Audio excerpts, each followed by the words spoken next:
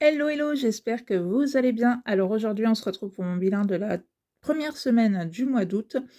Donc, eh bien, écoutez, j'espère que votre première semaine s'est très très bien passée, que vous avez fait de très belles économies.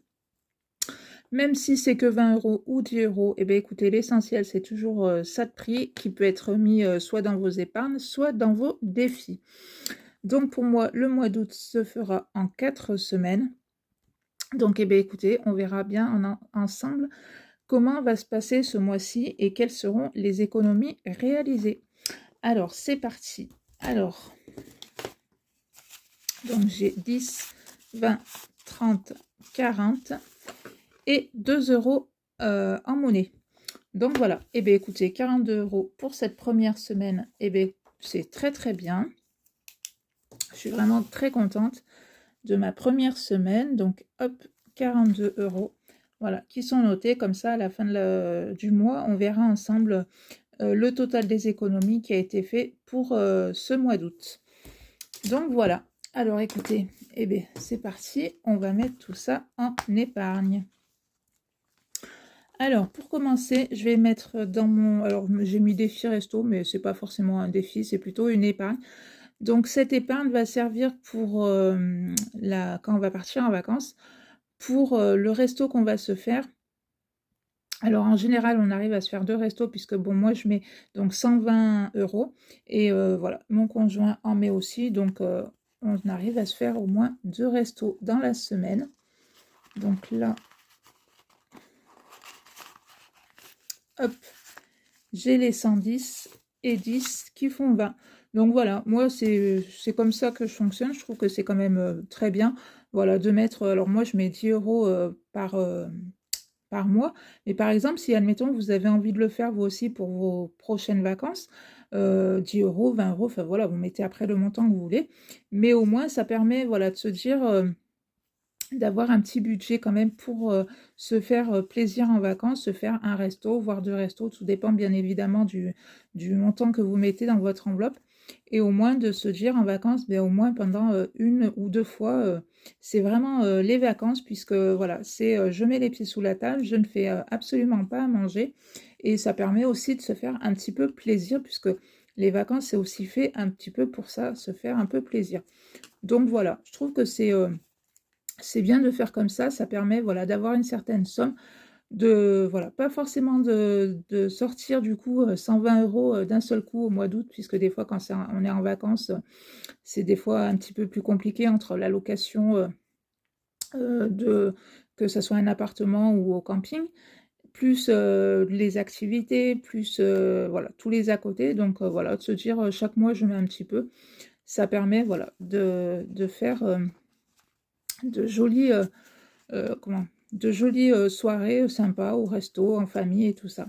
Donc voilà, donc moi, mes 120 euros, c'est bon, je les ai. Du coup, je recommencerai au mois de septembre pour l'année prochaine.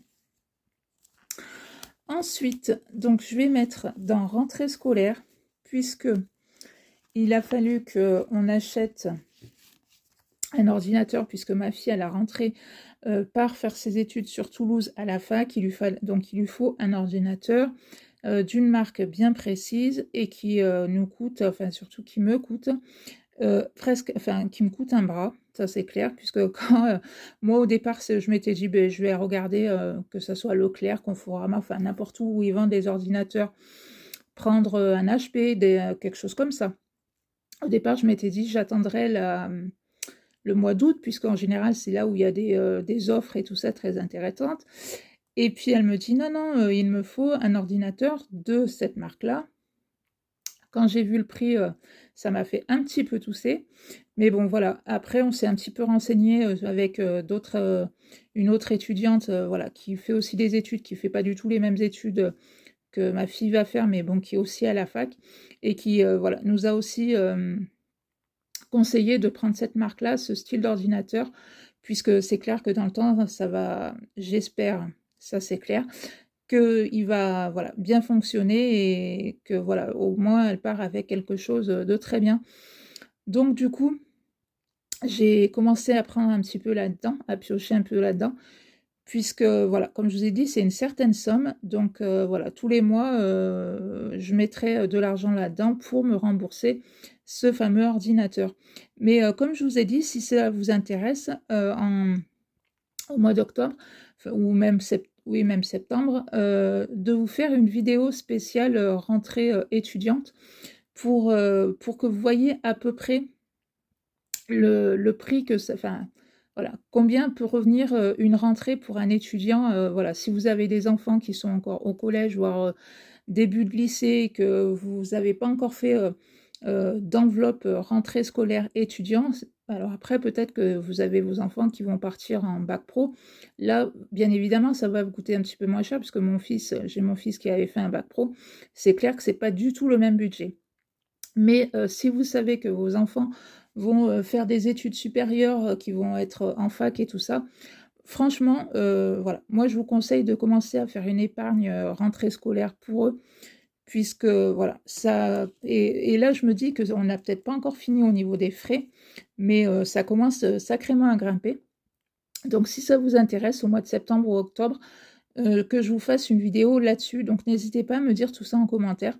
Comme ça, voilà, ça peut vous donner, ça pourra vous donner à peu près une idée de, voilà, de combien il faudrait que vous mettiez enfin, dans votre épargne rentrée scolaire pour vos enfants. Moi, je me dis que voilà, j'aurais connu le système des enveloppes bien plus tôt. Je pense que je l'aurais fait, parce que franchement, c'est un sacré budget, quoi. Donc voilà. Donc tout ça pour vous dire que je mets donc 10 € dans mon enveloppe rentrée scolaire. Hop. Ensuite, je vais mettre dans mon 52 Wix, je mets 10 €. Voilà.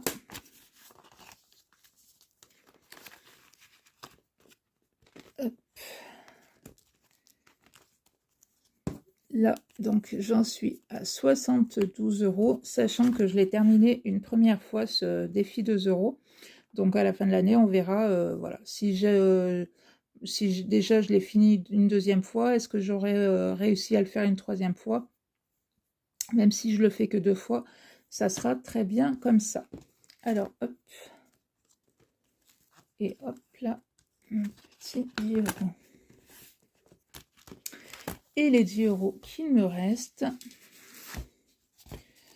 ça va dans mon défi mystère. Hop, donc voilà. Donc fin août, on cochera la case du mois d'août, et au mois de décembre, on découvrira ensemble combien se cache dans cette enveloppe-là. C'est pour ça que je l'ai pris non transparente, pour vraiment avoir la surprise à la fin de l'année, et se dire, ben voilà, j'ai réussi à avoir, à mettre tout ça en épargne. Donc hop, hop, ça c'est fait. Et bien voilà, mon petit remplissage avec les économies que j'ai réussi à faire cette semaine est faite. Écoutez, 42 €, pour moi, c'est très très bien. Ça aurait été moins, ça aurait été moins. L'essentiel, c'est que je mette quand même dans mes enveloppes, que ce soit enveloppe épargne ou défi. Pour moi, c'est très très bien. Donc voilà, et bien écoutez, n'hésitez pas vous aussi à me dire en commentaire quelles sont vos économies pour cette première semaine. Si voilà, vous êtes contente de votre première semaine, ou même si vous n'êtes pas très contente, comme je vous ai dit, l'essentiel, voilà, c'est de mettre dans vos défis, dans vos épargnes, et surtout de bien respecter son budget. Donc voilà, et bien écoutez, si ma petite vidéo vous a plu, ben, n'hésitez pas à la liker, à la partager, à vous abonner, ce qui fait énormément plaisir. Et puis ben, moi, je vous dis à bientôt pour une prochaine vidéo. Bye bye!